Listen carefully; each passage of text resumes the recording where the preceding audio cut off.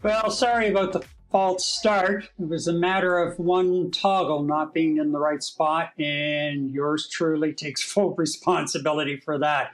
Anyway, tonight it is Power Plays, where we will break down the boldest moves in politics and hockey, from high-stakes meetings in Washington to provincial pushes for sovereignty, and of course, the race for Lord Stanley. We're bringing the heat. From Montreal, this is Night Talk, episode 32. I'm Gary MacDonald. And as usual, 4 floors up from Gary in Montreal, I'm Eddie Takalik. And before we dive into our first segment, Carney and Trump at the Crossroads, we welcome your comments, be a part of the conversation, and post your thoughts. And we have a question for you tonight. Do you think Prime Minister Carney's meeting with Trump helped or hurt his credibility with Canadians? Post your responses and we will share your thoughts throughout the program. Speaking of Carney, he did meet with U.S. President Donald Trump at the White House yesterday to kickstart conversations that will redefine our working relationship with our American neighbors. Now, of course, Trump held his signature Oval Office show and was very complimentary to Carney the first time around. It's a great honor to have Prime Minister Mark Carney with us. As you know, just a few days ago, he won a very big election in Canada. And I think I was probably the greatest thing that happened to him, but I can't get a vote back. His party was losing by a lot, and he ended up winning. So I really want to congratulate him. It was probably one of the greatest comebacks in the history of politics. Maybe even greater than mine. But I want to just congratulate you. That was a great election, actually.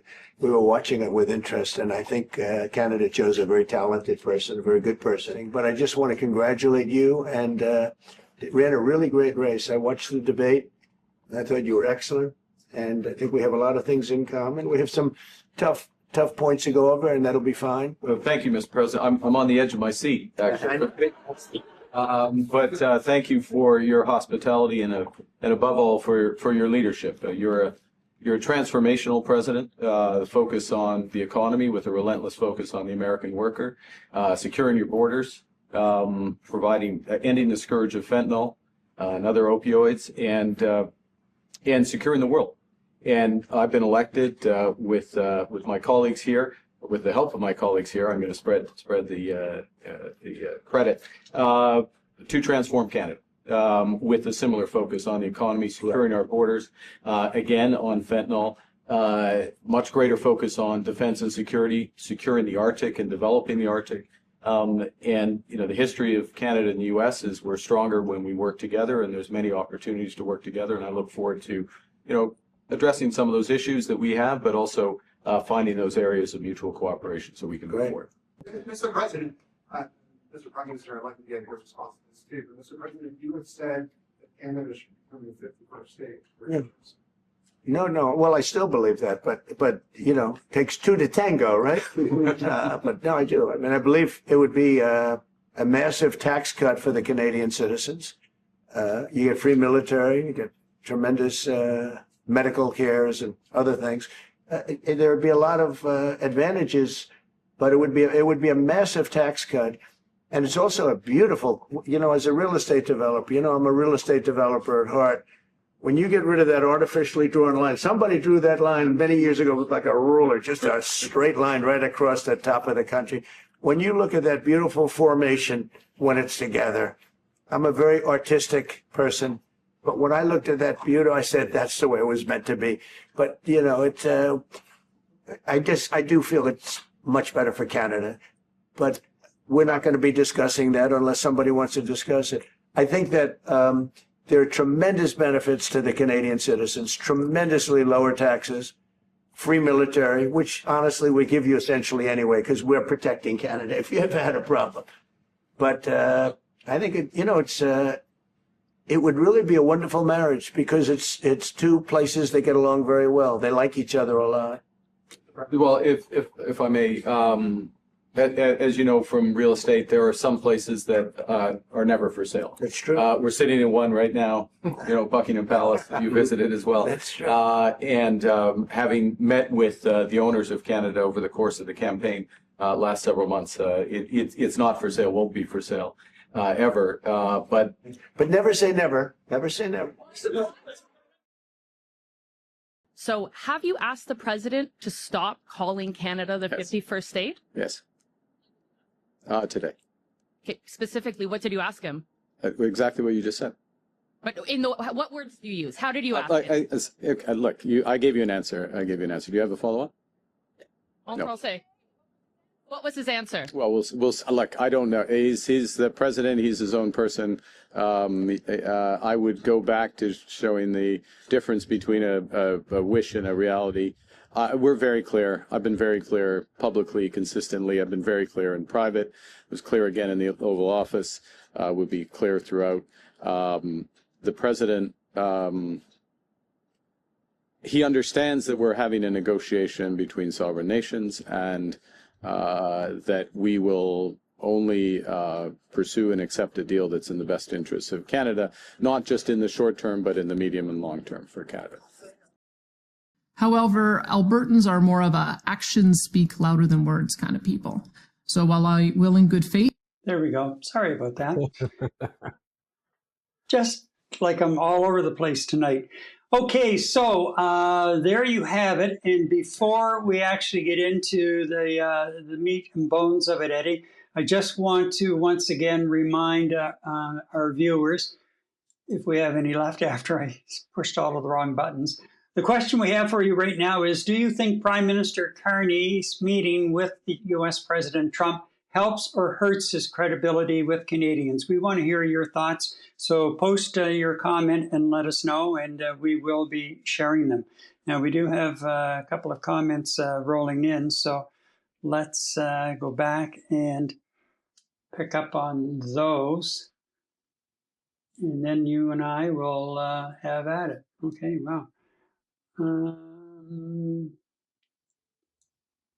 There we go.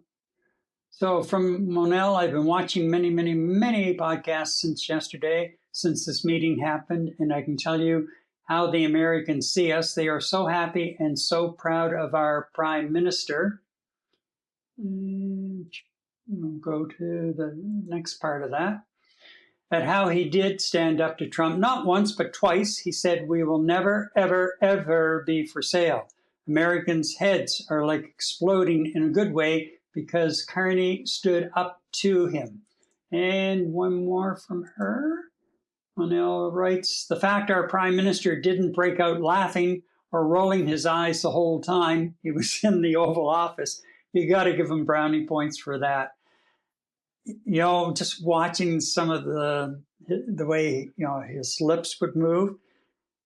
And one of the reporters asked him, wondering what was going through your mind. And he said, what do you think? The inside of his mouth must have been bloody. I would have been biting my cheeks like there is no tomorrow. I mean, I was biting my cheeks just watching it. I can just imagine him sitting there. Yeah, no kidding. So what were your initial impressions of the whole show? Well, you know what? I'll comment on two fronts. One, when I initially watched it. Two, when I rewatched it. As a very proud Canadian, I actually watched that show in the Oval Office with great anticipation and wondering what was going to happen. I thought Mr. Carney handled himself, Prime Minister Carney, handled himself extremely well. Sorry for calling him Mr. Carney. I just got into the bad habit after listening to Donald Trump disrespect Prime Minister Carney by calling him Mark repeatedly. So, I mean, right off the bat, I guess Mr. Trump was trying to set a stage there and really didn't show the respect that I thought he should give the head of state right on the onset by calling him Mark. He should have called him Mr. Prime Minister, which he refused to do the whole time. So, I mean, that didn't set the stage with me and didn't start off well for me, in fact, in terms of what Trump was saying. But, he was, I don't think he was placating Prime Minister Carney. He was trying to be as genuine as possible to kind of, just open the story in terms of what the conversation was going to be in the Oval Office. So that's one thing. I really was hoping he wouldn't take the invitation. My fear was he was going to get Zelensky'd, and we all know what happened there.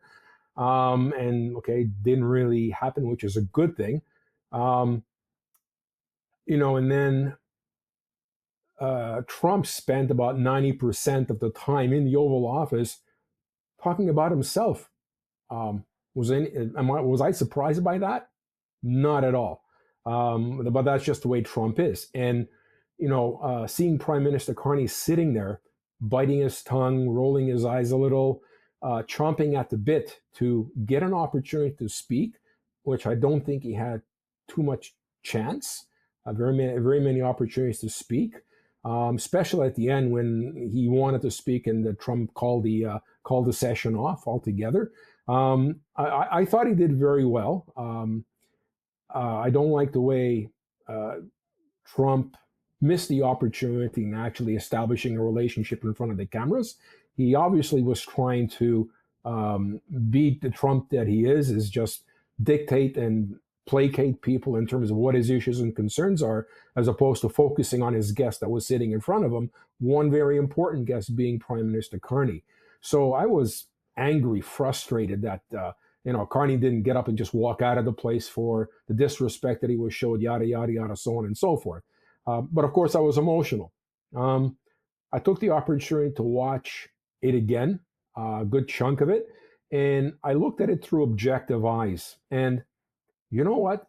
I think Prime Minister Carney, for his first tilt at the international stage with a heavy hitter, I think he handled himself extremely well.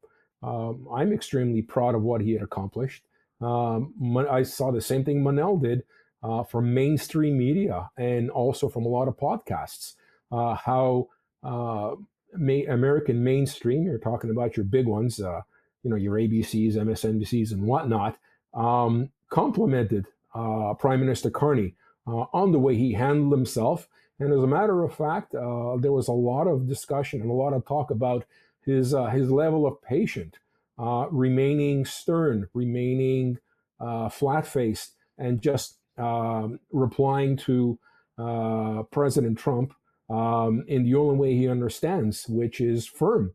He didn't insult him directly, but if you read between the lines of what he actually said on those two occasions that he did speak, he clearly put President Trump in his place by essentially saying, "We're not for sale," and then saying, "We're not for sale" 5 times, almost under his breath, looking around the entire room.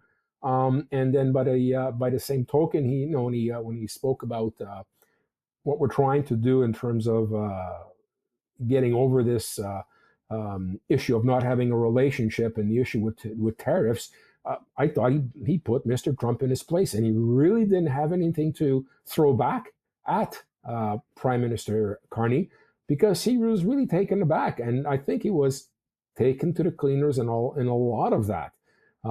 Obviously, Prime Minister Carney's group had prepared the best they possibly can for the possible shit show that would have potentially happened in that room in the Oval Office.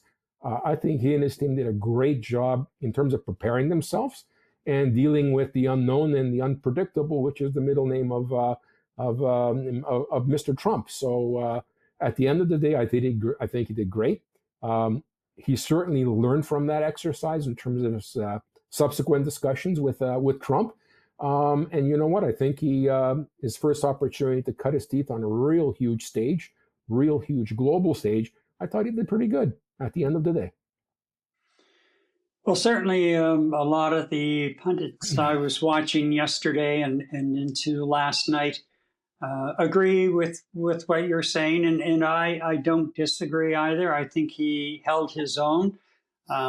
I still am of the opinion that I would not have set him up, or if I'm Carney, set myself up to go into the Oval Office comedy show, because that can go south so quickly, because you have all of the Muppets lined up on the sofa just on the other side of Trump, and they're all chuckling and laughing from time to time, especially the Commerce Secretary. I picked his voice out, his laughter out at one point when really nothing funny was said.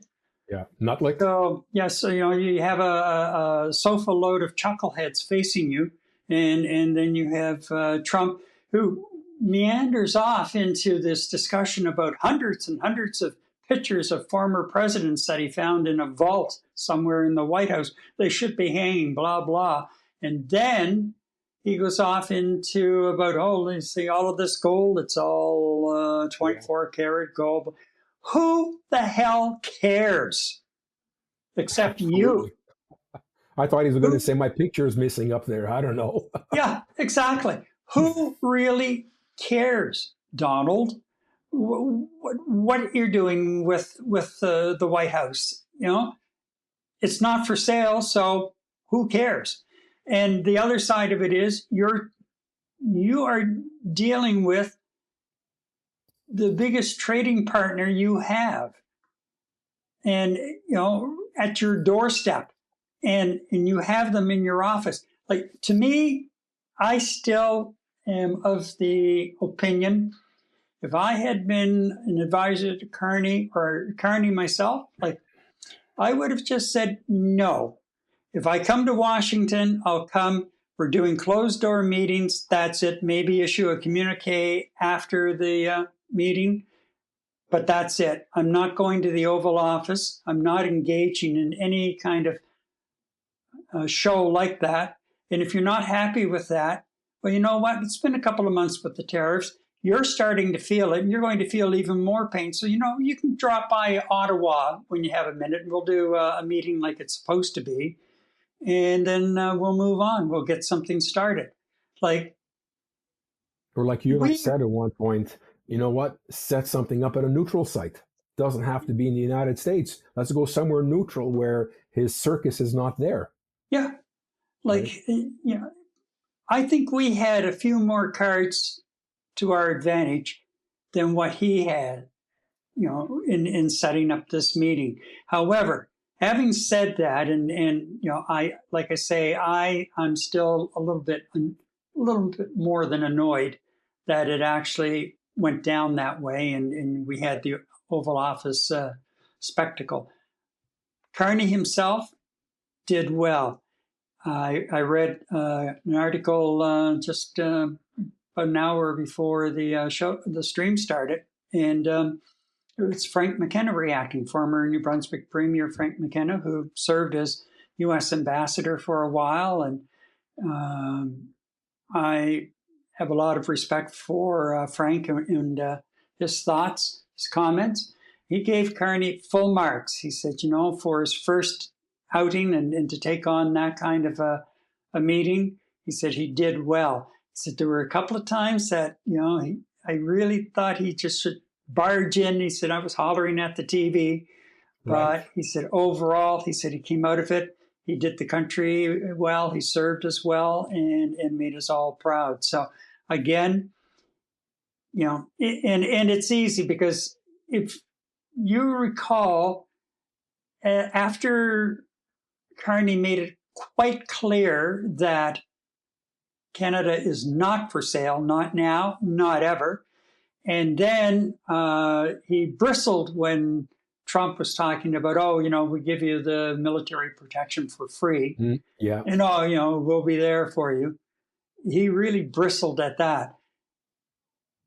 And maybe he should have just jumped in right away. But like you and I were discussing before we started, he comes from a business background where, for the most part, it's a little more refined, dignified, and not in the political arena. And, what's happening with the Republican Party and the way that it's being run from the top down, starting with the President of the United States, you can't even call that even remotely Refined. Yeah, exactly. So, yeah, full marks overall, I think. And I think our credibility went up a notch with, actually, as Monel said, a lot of Americans, certainly, on the left side, the Democrat side, it bolstered them, I'm sure, to see Carney hold his own with Trump. Right. And, and they're going to meet at the G7 next month in Alberta. Yeah, I got my opinion on that, but Yeah, me too. Me too. And why don't we just tease everyone with it a bit? Because you know what? As you call it, Eddie, Con Air is on, coming on to, its way. yeah. And man, oh man, like, yes, there are certain diplomatic niceties that, you must, I guess, roll with. But in this case, in the way that this guy treats not only Canadians and has been treating Canada, but others as well, some of our allies, Right. like, he's a convicted felon. He doesn't get the fact that what he has done is wrong. People say no, and he just kind of he's like a 3-year-old. You say no, and they just toddle along anyway. Boom, boom, boom, boom. So right. I just say, you know what? Sorry, you're not welcome in Canada. You're a convicted felon.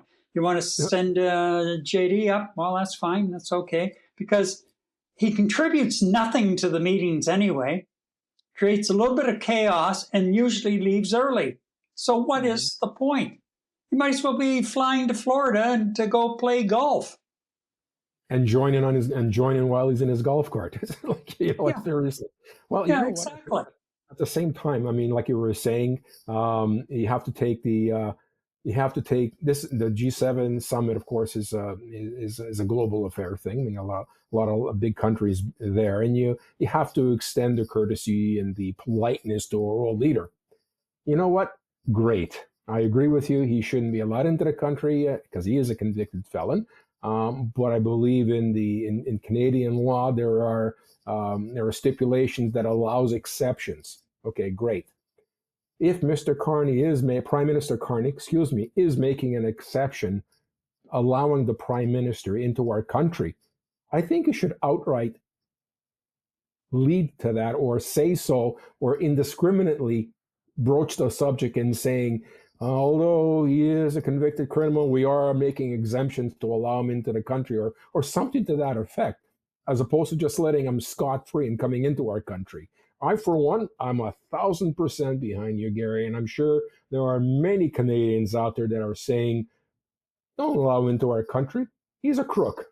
But if from a point of diplomacy, diplomatic fairness, and how the world is viewing us, I can see where it would be politically incorrect to do something like that in terms of not allowing him in. However, I think you should take the opportunity, or his writer should take the opportunity, where you can actually sneak that in, where we are making an exception to allow him into our country, and we're looking forward to having him. Something like that. I just hate the fact that he's going to get away with coming into our country scot-free without any consequences. So the only consequence that we can levy on him is what is said to the media and what the media passes around. This guy's coming in on Con Air 1, and he's a convicted criminal coming into our country that has laws against people coming into our country like that. Yeah. I've been politically incorrect in the past at times, and, really, I don't give a damn when it comes to this. I don't think the guy should be allowed in, period. And I think we should just say, no, throw the hammer down. And I don't think it will give us a black eye in the world community in any way, shape, or form. I think people will be applauding us to have the gumption to stand up and say, no, you're not coming in. you're a convicted felon. Yeah, we have to deal with you, but we can deal with you. I come to you, or we can go to a neutral ground where they'll allow you in. But just because you're president doesn't make a bit of difference. Our laws say, and if we make that exception for one, we're going to have to do it for, you're setting a precedent. True. Yeah. Absolutely. And who knows, like maybe some hotshot lawyer will say he has a client who's been denied entry to Canada, and he'll launch some kind of a challenge, charter challenge or whatever, because that person's rights are grounds as well. Yeah. So I'm sorry. I really don't care if he's insulted, and if he, starts throwing tariffs around again, that's fine, because our focus is, first of all, interprovincial trade barriers, and secondly, opening up more trading routes with Europe and Southeast Asia. To hell with them. Period. Yeah. And I noticed he made points about, you're buying some of our military equipment, and, we're very happy about that. The South Koreans are putting a real push on to sell us military equipment. Yes, especially their slightly watered down version of the F-35. Yeah. Very similar design. Yeah. And I bet God is making a big push as well. Really big push. I bet we could strike a really good deal. And like we've discussed before, take the 16 F-35s that we have to take, that we're legally obligated to take right now, and either sell them or ship them off to the Ukraine. Yeah. Because we've been sending equipment to them anyway, so why not send them 16 freshly minted F-35 fighter jets? Yeah, as part of our commitment, our efforts to support an ally. Yeah, absolutely. Yeah, and cut them out altogether. Yes, exactly. Quick question, Trey. I didn't really check on international media. I would I'm just assuming here. I would imagine there was genuine interest in the rest of the world in terms of that meeting yesterday in the Oval Office. I mean, because a lot of eyes have been on Canada in terms of what they're going to be doing to take the lead in terms of addressing these tariffs, because we're stuck with this terrible child neighbor of ours down south, right? Mm-hmm. Are you aware of, or have you seen anything from international media outlets about what they saw in this session yesterday?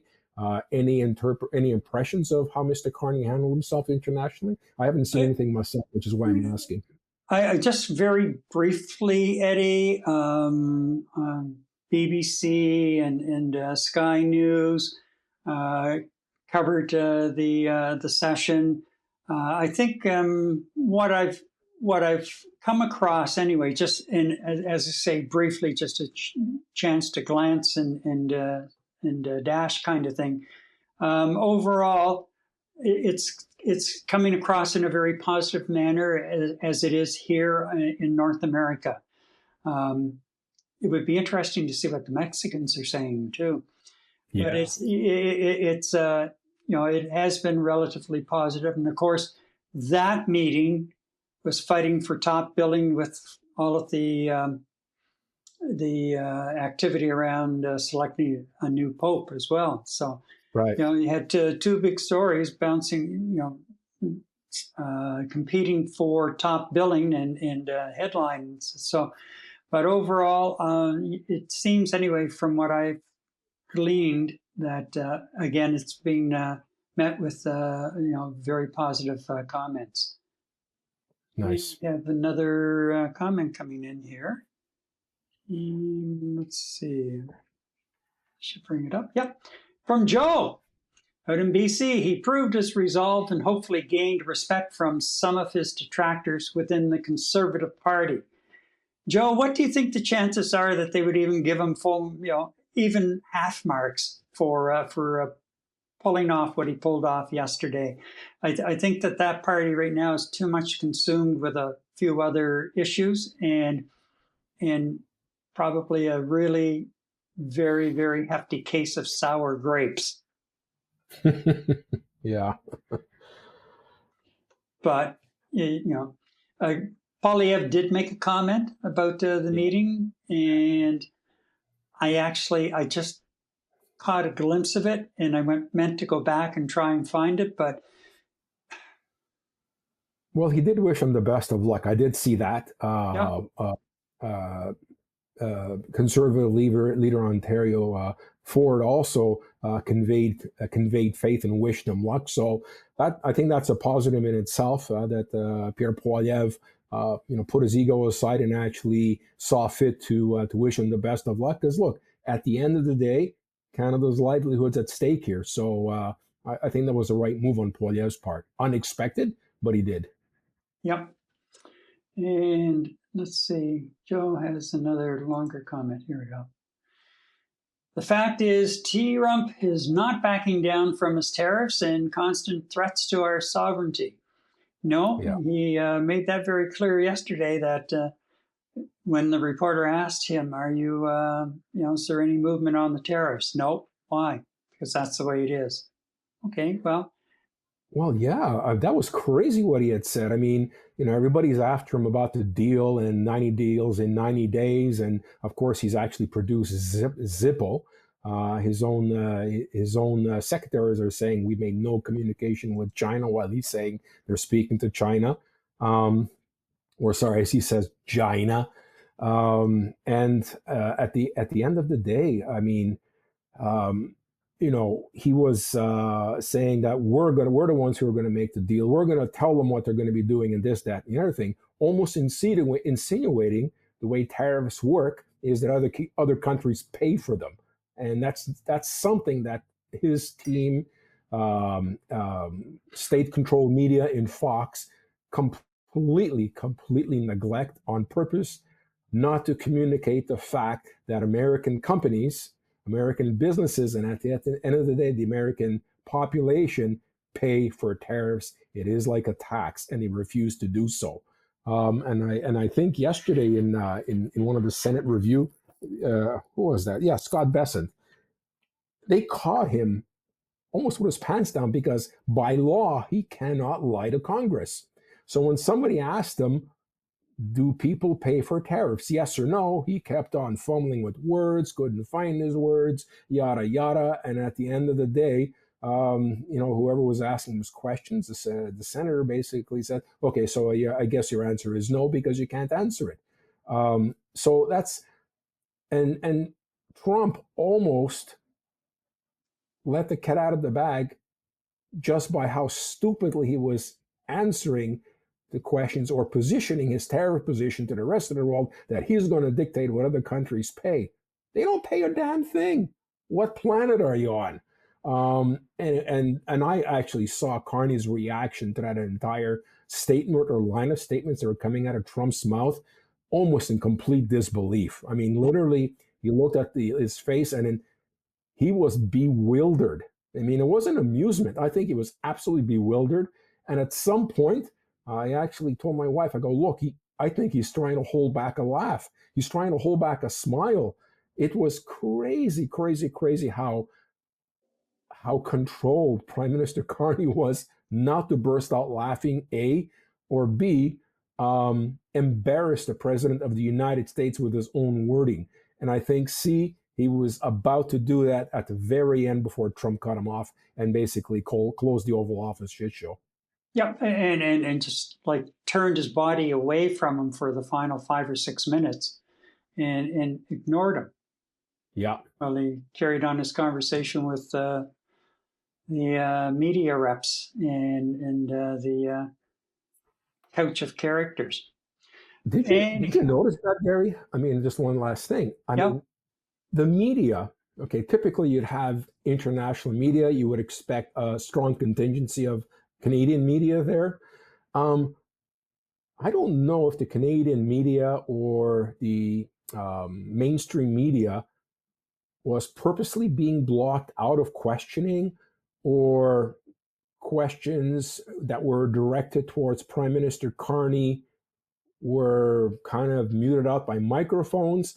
All you kept on hearing is questions about something Trump was up to.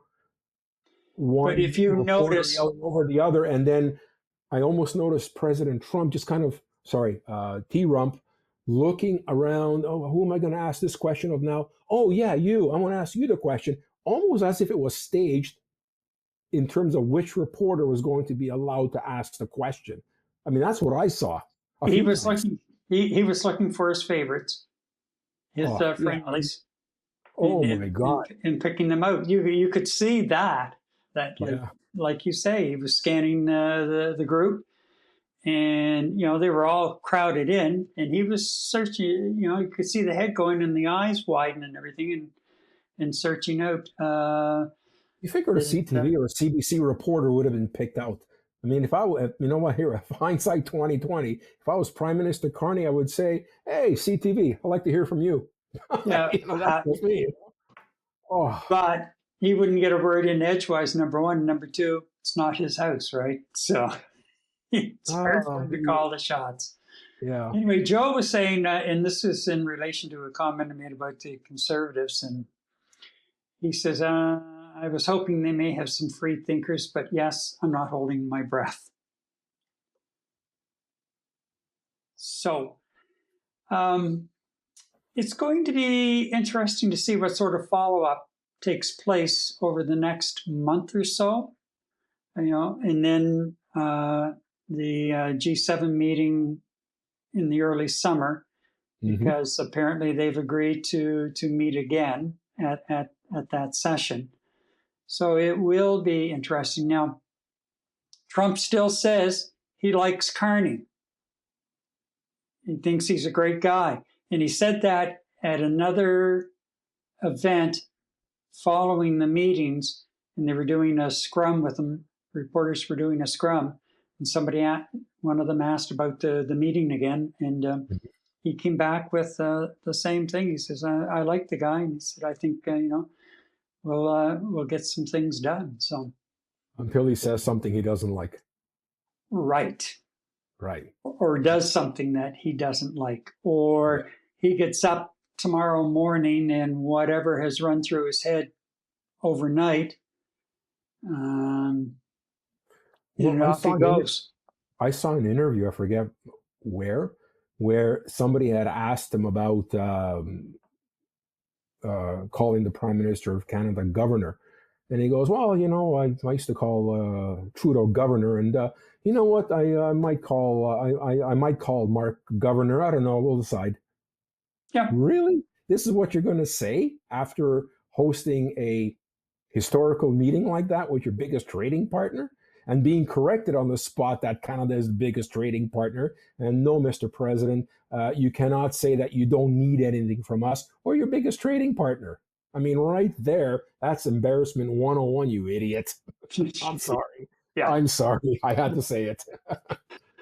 Well, sometimes he just draws the best and the worst out of us all. So yes, anyway. Does. Well, you know what? I'm not sorry to say that I think it's time we wrap up this particular segment and de-Trump ourselves for a while.